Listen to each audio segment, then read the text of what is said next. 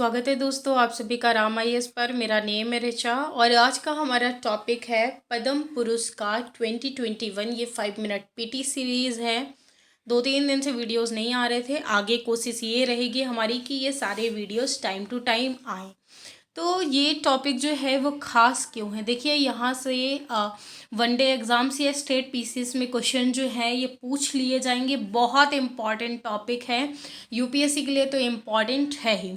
चलिए, पद्म पुरस्कार की अगर बात करें तो हाल ही में 72वें गणतंत्र दिवस के टाइम पीरियड में 2021 में पद्म पुरस्कारों की घोषणा की गई। अब जब पद्म पुरस्कारों की घोषणा की गई तो इसमें लगभग 1119 पद्म पुरस्कार जिसमें प्रदान किए जाएंगे, जिसमें 7 पद्म विभूषण, 10 पद्म भूषण और 102 पद्मश्री शामिल हैं। अब इन्हें अलग अलग उसमें देखेंगे, लेकिन इसमें अगर हम बात करें तो कुछ पद्म विभूषण पुरस्कार विजेता जो लगभग 7 हैं, इन 7 में से कुछ के नाम जान लीजिए जो कि बहुत इंपॉर्टेंट है, जाना माना चेहरा है और अगर क्वेश्चंस आएंगे तो इन्हीं में से आएंगे। वो है श्री शिंजो आबे, ये पूर्व जापानी प्रधानमंत्री हैं। उसके बाद श्री SP बालासुब्रमण्यम, ये गायक हैं। इनके डेथ के बाद इन्हें दिया जा रहा है, इनकी डेथ ऑलरेडी हो चुकी है। उसके बाद है डॉक्टर बेल्ले मोनप्पा हेगड़े, इन्हें चिकित्सा में दिया जा रहा है।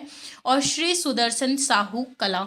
मैंने टोटल 7 के नेम नहीं बताए, ये जो 7 बहुत ये जो कुछ जो हैं वो बहुत ज़्यादा फेमस है, ये उनके नाम बताएं। 10 पद्म भूषण। अब नेक्स्ट आते हैं पद्म भूषण, जिसमें से श्री कृष्णन नायर, शांत कुमारी चित्रा, इन्हें कला क्षेत्र से दिया जा रहा है।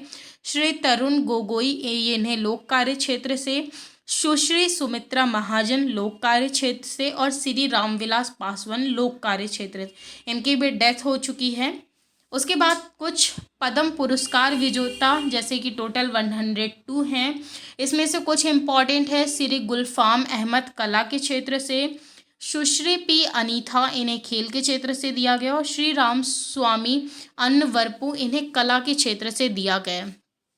अगर हम भारत में पद्म पुरस्कारों की बात करें तो हर साल जो है वो गणतंत्र दिवस पर इनकी घोषणा की जाती है कि इन्हें इन क्षेत्रों से दिया जाएगा। तो याद रखिएगा 26 जनवरी को इनकी घोषणा कर दी जाती है। ये जो परंपरा स्टार्ट की गई वो 1954 से स्टार्ट की गई थी। तो याद रखिएगा ये डेट जो है ये बड़ी इंपॉर्टेंट है, 1954 ये स्टार्ट किया गया। और भारत के सबसे सर्वोच्च नागरिक सम्मानों में से एक होते हैं ये पुरस्कार। अब इन पुरस्कारों को आखिर क्यों दिया जाता है, उससे पहले हम ये देख लेते हैं कि इन्हें 3 श्रेणियों में दिया जाता है। ये जो पुरस्कार होते हैं, पद्म विभूषण, पद्म भूषण और पद्मश्री। पद्म भूषण किन लोगों को दिया जाता है? असाधारण और उनके विशिष्ट एक अलग ही प्रकार की सेवाओं के लिए दिया जाता है। पद्म भूषण जो है ये उच्च क्रम और विशिष्ट सेवा के लिए दिया जाता है। साथ ही में पद्मश्री जो है ये किसी क्षेत्र में एक स्पेशल जो है सर्विस जो लोग प्रोवाइड करते हैं उनके लिए दिया जाता है।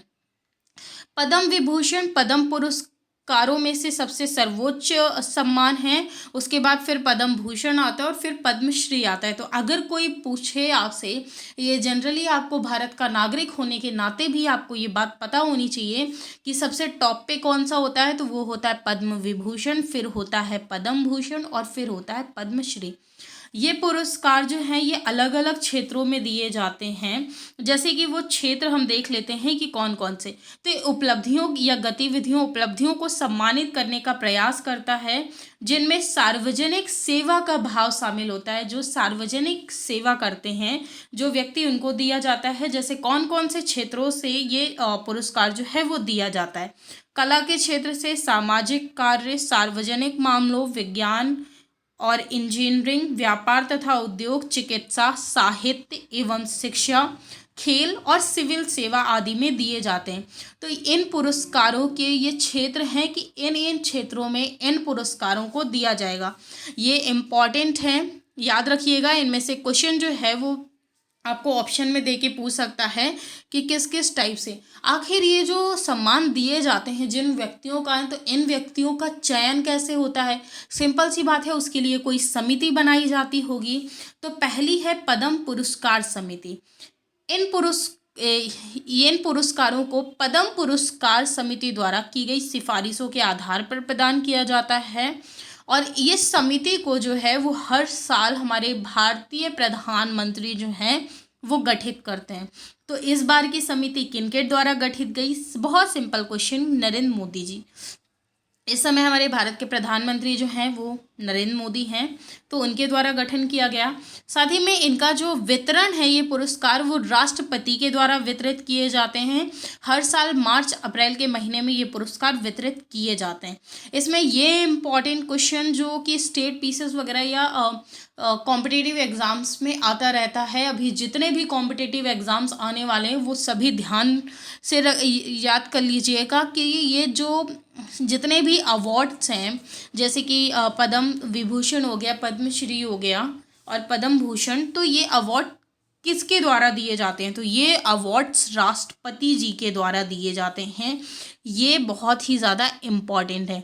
अब थोड़ी सी इन्फॉर्मेशन भारत रत्न के बारे में देखें तो भारत रत्न जो है ये देश का सबसे सर्वोच्च नागरिक पुरस्कार माना जाता है। जिस नागरिक को ये पुरस्कार मिलता है तो ऐसा माना जाता है कि वो भारत देश का सबसे सर्वोच्च नागरिक है।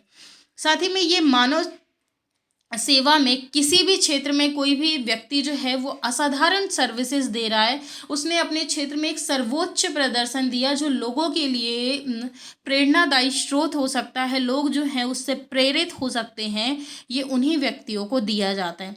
साथ ही में भारत रत्न की जो सिफारिश है वो हर साल प्रधानमंत्री के द्वारा भारत के राष्ट्रपति को की जाती है। भारत रत्न पुरस्कारों की जो संख्या होती है किसी एक वर्ष में अधिकतम 3 तक ही सीमित है, तो याद रखिएगा, ठीक है। आज का जो टॉपिक था हमारा ये काफ़ी छोटा टॉपिक था, एक ही टॉपिक आज हमने लिया है बिकॉज ये बहुत ज़्यादा इम्पॉर्टेंट था। मिलेंगे आपसे नेक्स्ट टॉपिक्स में। आज के टॉपिक में धन्यवाद, थैंक यू।